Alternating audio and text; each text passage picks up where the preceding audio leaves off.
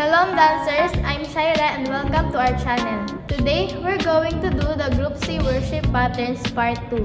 That will be demonstrated by Jonah and Hannah. So get your tambourines and let's begin!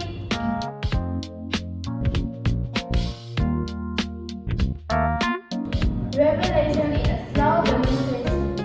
1, 2, 3, go! 1, 2, 3, 4, 5, 6, 7, 8, 8, 7, 6, 5, 4, 3, 2, 1, 1, 2, 3, 4, 5, 6, 7, 8, 8, 7, 6, 5, 4, 3, 2, 1. Let's do it again. 1, 2, 3, go. 1, 2, 3, 4, 5, 6, 7, 8, 8, 7, 6, 5, 4, 3, 2, 1. 1, 2, 3, 4, 5, 6, 7, 8, 8, 7, 6, 5, 4, 3, 2, 1.